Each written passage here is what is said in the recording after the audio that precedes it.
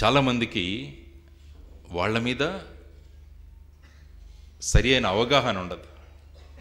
చాలామందిలో ఏమనుకుంటామంటే మనం ఆ పని చేయగలమా అన్న సందేహాలతో మనం చాలామంది ఆగిపోతాం.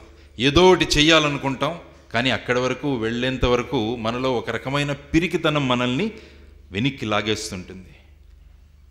నేను చేయగలనో చేయలేనో అటువంటి భావనలు మీకు ఎప్పుడైతే ఉన్నాయో మనం ముందుకు వెళ్ళలేము. కాబట్టి ఎప్పుడూ దేనికి భయపడకండి. ఎప్పుడైతే భయం మనలో ఉంటుందో మనలో ఉన్న క్రియేటివిటీ అంతా తగ్గిపోతుంది. ఎవరైతే భయం ఉండదో వాళ్ళలో క్రియేటివిటీ అద్భుతంగా ఉంటుంది. మీరు ఎవరైనా చూసారో ఇక్కడ వాళ్ళందరూ ఎప్పుడూ సిచ్యువేషన్కి భయపడలేదు. సచిన్ తెందూల్కర్ను మీరు చూసినప్పుడు అందరికన్నా ఎక్కువ చప్పట్లు కొట్టారు సచిన్ తెందూల్కర్కి. 14 సంవత్సరాల వయస్సులో వెస్టిండీస్లోకి వెళ్ళి బ్యాట్ చేస్తుంటే అక్కడి బౌలర్సు ఆ ఫాస్ట్ బౌలింగ్లో వచ్చి బాల్ ఇక్కడికి తగిలింది. అతనికి చిన్న పిల్లవాడు, 14 years bye.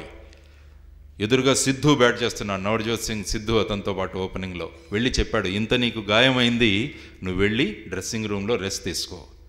Sachin Tendulkar, I will bat for my country, భారతదేశం కోసం నేను బ్యాటింగ్ చేస్తానన్నాడు అనమాట. This is what.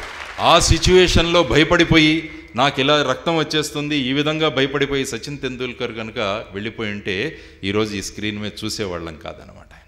కాబట్టి కావాల్సింది ఆ భయాన్ని మనలోంచి బయటికి తీసేసేయాలి. ఎప్పుడైతే మనలోంచి భయాన్ని మనం బయటికి తీసేస్తామో మనలో మార్పు రావడం మొదలవుతుంది. మనలో ఒక క్రియేటివిటీ, క్రియాశీలత మనలో ఏర్పడుతుంది. ఆ క్రియాశీలతో మనము ఒక అద్భుతమైన దేశాన్ని మనం సాధించవచ్చు. ఆ మార్గంలో మనం ప్రయాణం చేయొచ్చు అన్నమాట.